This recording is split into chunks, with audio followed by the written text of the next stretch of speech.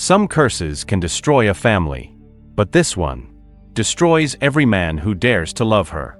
After her wedding, one horrifying death follows another. Everyone believes she's the curse. But the real nightmare isn't the woman. It's the ancient demon that's been following her all along. And once you learn who created this curse, everything changes. The story begins by introducing a small family. A man introduces his daughter and granddaughter to their new stepmother, and her daughter, Mira. Sometime later, the story takes us to Mira's wedding day. She looks absolutely stunning in her bridal dress. Her makeup was done by Mbak Warsaw, a woman famous not only for her incredible bridal makeup, but also for her knowledge of shamanism. As the ceremony begins, Mira and her groom Mario take part in a series of traditional wedding rituals. In one particular ritual, Ario had to crush an egg with his foot and then receive blessings from the family elders. It is believed to ensure a happy marriage and bless the couple with children soon. But the moment Ario steps on the egg, it turns out to be completely rotten. It was considered a bad omen. Seeing this, everyone present was deeply shocked. Some people whispered among themselves, calling it a terrible sign. Ario's parents were also visibly unsettled by this. But Ario doesn't care about it at all. He just looks at Mira, smiles, and tells her not to worry about it either. Reassured by Ario's words, Mira calms down, and they both finish the remaining wedding rituals. Once the ceremony ends, the guests congratulate them and begin to leave. During this time, Mira's cousin was sitting with her friends. She mentions that to this day, she never found out how Mira and Ario actually met. She only knows that Ario works door-to-door conducting surveys. It's likely they crossed paths while he was out conducting surveys. Meanwhile, after the wedding, Ario and Mira spend their first night together. They sit side by side, talking about their future. The atmosphere feels warm and peaceful. Then, Ario jokingly tells Mira that he'll have to teach her how to cook, because she doesn't know how to cook. The next morning, Ario leaves for work early. Before leaving, he leaves a note for Mira. The note says he'll be home as soon as he finishes work. He also writes down a simple recipe so Mira can cook a meal for him. Along with that, he had written down a recipe for a dish so she could cook for him. Meanwhile, Ario looks incredibly happy at work because he just got married the day before. While conducting surveys, he reaches a house where only an elderly couple lived. Ario begins taking down their details for the survey. But while talking, he senses something strange. For a split second, the elderly woman is standing right in front of him. But the very next second, without any explanation, she suddenly vanishes. Ario definitely finds this a bit weird, but he doesn't pay much attention to it and leaves for his next survey. On the other hand, strange things were happening to Mira back at the house as well. As she stands in front of the mirror combing her hair, she suddenly feels a hand on her shoulder. She immediately spins around, but no one was there. Mira brushes it off and starts cooking by following the recipe Ario left. A little later, her gaze falls upon a man standing outside the house. Mira asks him who he is. The man replies that he is just there to check the electric meter. Hearing this, Mira goes back to her cooking. But after a while, she realizes the same man kept coming back outside to check the meter, which Mira finds incredibly bizarre. However, she goes outside to confront the man. But the very next second, the man suddenly transforms into a terrifying, hideous demon. Horrified, Mira runs back inside the house and hides in a room to save her life. On the other side, Ario arrives at another house for his survey. There, he meets a strange woman who introduces herself as Lasmi. Now, in the beginning, she was talking completely normally, but suddenly she asks Ario a bizarre question. Lasmi asks Ario whether she is more beautiful or his wife. Without a second thought, Ario replies that his wife, Mira, is the most beautiful woman. The moment she hears this, the woman's face begins to distort, and within seconds, she turns into a horrifying demon. Terrified by her monstrous face, Ario collapses and passes out right there. When he opens his eyes a while later, he finds himself completely alone. Panicking, he leaves all his gear behind and runs for his life. He runs until he finds a small shop to hide in. But there was absolutely no one inside the shop. So Ario sits there quietly, waiting for morning to come. As the night grows deeper and hits midnight, he suddenly sees the same Lasmi in her real horrifying form inside that very shop. Paralyzed with fear, Ario immediately bolts out of the shop. But by now, it was too late. Ario was sprinting down a deserted road all by himself. Then, just ahead of him, a terrifying bride-like demon emerges, slowly performing an eerie ancient dance. While Ario is frozen watching her, a horse carriage appears behind him. But the most terrifying part was that the driver of the carriage had no head, which leaves Ario completely horrified. At that exact moment back at the house, bizarre things begin happening to Mira as well. Suddenly, her shoulder bone begins to painfully contort, and blood starts streaming from her nose. It felt as if an evil entity was taking over her body, and at that exact moment, the bride-like demon murders Ario. After that, she boards the headless rider's carriage and vanishes. This means she was a powerful demon who had control over many other entities. The next day at Ario's funeral, everyone was deeply grieving, and Mira was weeping next to his body. But the moment Ario's mother sees Mira, she loses her temper, blames Mira for her son's death, and kicks her out of the house in a rage. A few days after this tragedy, Mira starts working at a wig factory. Obviously, she needed money and a place to stay. One day, a new employee joins the factory. The factory manager was giving her a tour of the entire place. During the tour, the manager introduces her to the factory owner, aghast, who is still single and hoping to find a wife. The manager also warns her about another employee named Sunyoto. She whispers to keep her distance from Sunyoto because he's known for preying on women.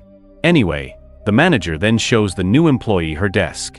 Mira was sitting right next to it, and the moment the new employee sees Mira, she screams in pure terror. She yells that this girl is bad luck, and before she can even finish her sentence, another factory employee is suddenly possessed by an evil spirit.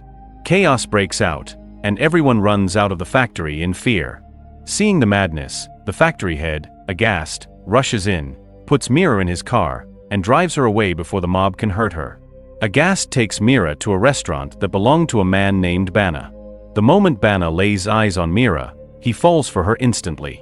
Aghast buys Mira food and tells her to take 2 days off, promising that not a single penny will be deducted from her salary. While they are talking, Aghast suddenly asks Mira to marry him. But Mira doesn't answer his proposal. She quietly goes back to her place. That night, while Mira was alone at home, someone delivers food to her. The food was still piping hot. As Mira opens the container, she's left speechless.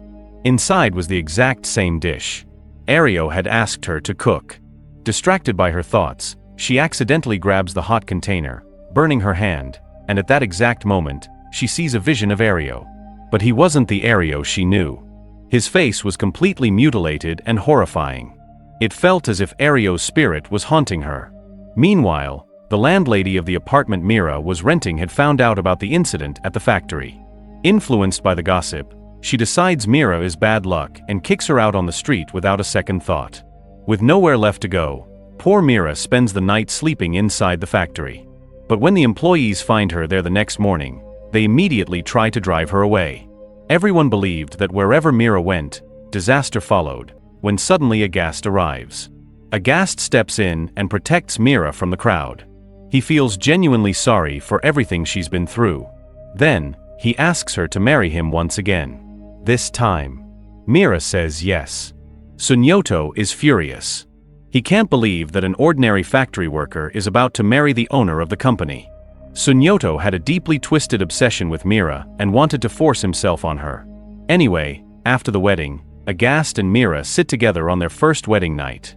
While talking, Aghast asks Mira about her sister Puti. Mira explains that they separated years ago and have no relationship left. But Aghast reasons with her, saying she should make peace with Puti. He explains that Puti's husband works at a bank, and if they fix their relationship, he could help secure a loan for their factory. After that, they try to get intimate. But the moment Aghast gets close to Mira, she sees that horrifying vision of Ario again, terrifying her once again, so nothing happens between them that night. In fact, whenever Mira tried to get close to another man, the terrifying spirit of her first husband would appear before her. The next day, Mira goes to the market to buy groceries, and she even learns how to cook good food from a vegetable vendor. But whenever she comes home and tries to recreate the recipe, the food turns out terrible. Something was clearly wrong with her. Still, Agast would praise her cooking every single time just to keep her spirits up. Taking Agast's advice, Mira goes to her sister Puti's house to rebuild their bond. But Puti was still deeply resentful over the past. She flatly refuses to have anything to do with her ever again. In the meantime, Puti's daughter returns home from school. Puti won't even let Mira meet her niece. It becomes painfully clear just how much she hates her stepsister. Without another word, Puti orders Mira to leave her house immediately.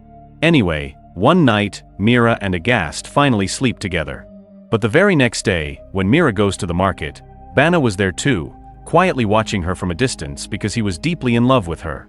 When Mira gets back home, she notices a stranger standing outside. When she asks him who he is, he says he's there to check the electric meter. Hearing this completely startles Mira. She grows incredibly suspicious because the exact same thing had happened right before Ario died. But this time, Mira stays inside and watches the man from the window. After a short while, the man finishes his work and walks away. Only then does Mira finally relax. That same night, Agast is working late at the factory. He crosses paths with Sunyoto, who pretends to be busy with work. But we know that's just an excuse. Sunyoto is there for a far more disturbing reason. Meanwhile, back at the empty house, Mira feels restless and decides to visit Bana's restaurant. Seeing Mira at his restaurant makes Bana incredibly happy, and he welcomes her warmly. On the other side, while driving home in the dark, Agast's car suddenly gets a flat tire. Forced by the situation, he gets out to change the tire. But during this time, the same horrifying demon that slaughtered Ario appears right behind him, and at that exact moment, a sharp pain flares up in Mira's shoulder. All of this makes it crystal clear that Mira had a dark connection to that dangerous demon. Anyway, while changing the tire, a screw rolls under the car, and Agast bends down to reach it. But the moment he puts his hand under the vehicle, the demon grabs him from the other side, drags him under, and brutally kills him. Since Mira had experienced these bizarre events before, she suddenly senses that Agast is in grave danger. She immediately sets out with Bana to find him. But on the road, they spot Agast's car parked, with his corpse lying right next to it. Seeing Agast's lifeless body completely shatters Mira. She collapses in tears. With Agast gone, Sunyoto takes control of the factory. The first thing he does is fire Mira. From that moment on, no one is left to stop his abusive behavior toward the female workers. But Mira's nightmare doesn't end there. She's also forced to leave Agast's house, leaving her homeless once again. When Puti's husband tells her what happened, she doesn't feel an ounce of sympathy. Instead, she secretly celebrates Mira's downfall. Meanwhile, when Bana finds out Mira lost both her home and her job, he rushes to her place to look for her. But by then, Mira had already vanished. Mira wanders through the market looking for a job and shelter. But she couldn't find work anywhere, and while in the market, she runs into Ario's mother. The moment she sees Mira, she begins screaming at her, calling her a curse, and tries to chase her out of the market, when suddenly Bana steps in. He protects Mira and takes her away with him. Bana brings Mira to his house and feeds her, as Mira was completely shattered. She felt like there was nothing left to live for. Bana understands her pain and gives her a room to rest. But while sleeping that night, Mira gets a terrifying nightmare. In the dream, she sees a horrifying demonic vision of Bana, and she wakes up screaming in terror. It was likely an intuition warning her that she must not get involved with Bana. Neither marriage nor romance, because the same fate would befall him since every man she married ended up dead. Hearing her scream, Bana rushes into the room and tries to calm her down. The next day over breakfast, Bana opens up about his past, telling Mira what his life used to be like. He shares that he learned to cook from his mother as a child, and later moved to the city to follow his dream of becoming a chef and starting a business. In the beginning, his business was highly successful.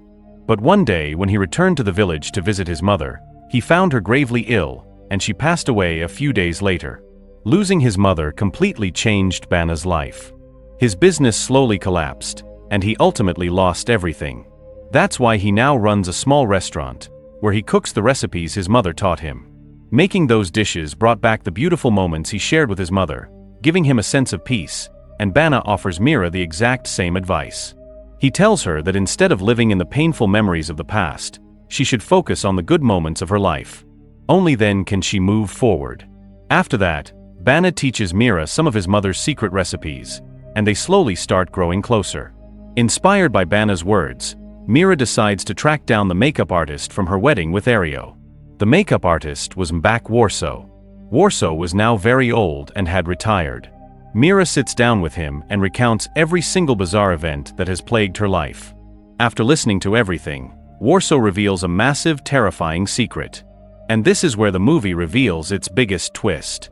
He reveals that a while ago, a woman came to him seeking help, and that woman was none other than Mira's own sister Puti. Yes, Puti never wanted Mira to find happiness. She wanted to completely destroy her life, and she succeeded. With Warso's help, she targeted Mira with an ancient, lethal dark ritual. The ritual was called Bahuloyan. Warso explains that whoever is cursed with this ritual will attract nothing but pure misfortune. Not only that, they become bound to a dangerous demon. And the most horrifying part of the curse is that the targeted woman can never sleep with any man. If she does, that man is brutally killed in a tragic accident, which explains why that factory employee was possessed earlier. It's highly likely Mira had slept with him too, meaning she was cursed to never build a family and forced to remain entirely alone forever. It's possible that the demon bound to this curse suffered the very same fate. Maybe that's why she refuses to let anyone else find happiness. Warso then makes a shocking confession. He reveals that on Mira's wedding day, while doing her bridal makeup, he secretly performed the ritual on her. Which explains why the egg was completely rotten, triggering the chain of disasters in Mira's life when everything had been fine before. Learning the truth completely shatters Mira, but instead of just crying, she decides to make her sister Puti pay for what she did. With vengeance in her heart, she heads for Puti's house. But on the way, Sunyoto kidnaps her. He takes Mira to his place, ties her up, and brutally assaults her. Afterward, he locks Mira inside a room. But Sunyoto had absolutely no idea he had just signed his own death warrant. Because according to the curse, if anyone sleeps with Mira, whether by force or consent, that man is doomed. Locked in the dark room, Mira begins to see the terrifying spirits of both her dead husbands. By now, the pattern is impossible to ignore. Whenever Mira becomes intimate with a man, the spirits of her dead husbands return, as if they're warning her that another life is about to be claimed. The terrifying sight leaves Mira paralyzed with fear. But bound and helpless, there's nothing she can do. In the evening, when Sunyoto returns home, his wife tells him that the TV has been turning on and off by itself all day. Sunyoto finds this incredibly bizarre. The moment he walks toward the room where Mira was locked up, terrifying phenomena hit him one after another. During this time, the dangerous demon takes full possession of Mira's body. But this time, it was different. This time, her shoulder didn't twist in pain. Instead, it looked as though Mira had willingly embraced the demon, using its power to take her revenge. The very next second, the demon confronts Sunyoto. This time, Mira is completely in control of its movements. Together, they brutally kill Sunyoto. Considering how many women he had harassed at the factory, and the power he abused after becoming the boss, he finally got what he deserved. Justice had finally been served. After Sunyoto dies, Mira collapses unconscious. Bana arrives just in time, rescues Mira, and brings her back to his house. The next morning when Bana wakes up, Mira was gone. She had left a letter behind for him. In the letter, Mira thanked Bana. She wrote that the time she spent with Bana was the most peaceful moment of her life. But she had to leave because she couldn't risk his life. The moment he reads the note, Bana rushes out to find Mira without losing a second. First, he goes to the factory and checks Mira's employee file. There, he finds the address of Mira's childhood home, and he immediately drives out to that location. Meanwhile, Mira had also reached her old home, the very house where her father and stepmother lived. It was the same house from the opening scene. Stepping inside, Mira is flooded with childhood memories. She remembers how cruelly she used to treat her stepsister Puti. She constantly bullied her, leaving emotional scars that never truly healed. It's no surprise that Puti grew up carrying so much hatred toward Mira. Meanwhile, back in the present, Puti's husband tells her he has some urgent work to attend to. Puti says goodbye before heading to her daughter's room to read her a bedtime story. But in reality, her husband had lied. He was actually going out to party with his colleague. They were planning to spend the night with girls, and the colleague even calls a girl over for him. But when the girl enters the room, shockingly, it was a masked Mira. Mira wanted total revenge on her sister Beauty, so she deliberately sleeps with Beauty's husband. She knew that any man who becomes intimate with her would not survive the curse. Afterward, Beauty's husband stumbles home completely intoxicated and goes straight to sleep in the bedroom without saying a word, leaving Beauty quite annoyed. But then suddenly, Mira walks into Beauty's house and tells her that her husband won't survive the night. Mira adds that she had initially come to apologize to her, but Beauty refused to forgive her. Hearing this completely sets Beauty off, and she screams that Mira had treated her like garbage during childhood, torturing her both physically and mentally. Therefore, in her eyes, Mira had no right to ever be happy. While they are screaming at each other, the curse triggers once again. The horrifying demon enters Beauty's house and takes possession of Mira's body one more time, and during the chaos, the demon brutally slaughters Beauty's husband while he slept in the bedroom. When Mira reveals to Beauty that her husband is dead because she slept with him, Beauty completely snaps and attacks Mira. She bashes Mira's head against the wall repeatedly, treating Mira exactly the way Mira used to torment her as a child. She stabs Mira multiple times with shattered glass, leaving deep, bloody gashes across her body. A vicious brawl breaks out between the two sisters, leaving both of them fatally wounded. During the struggle, Mira shoves Beauty with all her might, sending Beauty crashing backward onto a glass table. The table shatters instantly, and a massive shard of glass slices straight into Beauty's neck, fatally cutting her throat. Taking her final breaths, Beauty gasps out a massive truth to Mira. She reveals that only the person who initiated the Bahu Loyan ritual can break the curse, and that person was Beauty herself. But before she dies, Beauty drops one final devastating bomb. She tells Mira that she has already murdered Warso. This meant there was absolutely no one left alive who could free Mira from the curse, and hearing this truth completely crushes Mira. She leaves Beauty behind as she takes her final breaths and walks away. From that moment on, the curse would haunt her for the rest of her life, and her entire life would be spent like this, either watching every man she loves die, or living in complete isolation forever. Afterward, Mira returns to the old house. There, she finds that Bana had come looking for her. Despite knowing everything, Bana accepts Mira along with her dark past because he truly loved her. The two start a new life and live together happily for a brief time. But the curse was far from over, and one day, the exact same curse claims Bana's life as well. In the end, Mira had lost everything once again and was condemned to live out her days entirely alone in that dark world. And boom, with that tragic ending, this horror movie comes to a close. So friends, that was the true story of the lady named Mira who claimed all of this actually happened to her in real life. The name of this movie is Perempuan Pembawa Sial, which means the unlucky woman or the queen of witchcraft. This is an incredible horror film based on a story that was allegedly experienced by a woman in Indonesia back in the 1980s or 1990s. Over the years, the story has been passed down through her family and those closest to her, keeping Mira's tragic tale alive for future generations. As for the rest, there's really nothing left to dissect. I've already laid everything out for you. And regarding the demon summoned in this ritual, something similar had happened to her in life where her husband or boyfriend betrayed her. Ever since then, whenever this ritual is performed or this demon is summoned, she refuses to let her victim find happiness. Any man who becomes involved with the cursed woman is doomed to meet a tragic end. I hope you enjoyed this movie recap. If you did, don't forget to leave a like, it really helps the channel. And if you're new here, be sure to subscribe for more horror movie recaps every week. Thanks for watching, and I'll see you in the next one. Until then, stay spooky.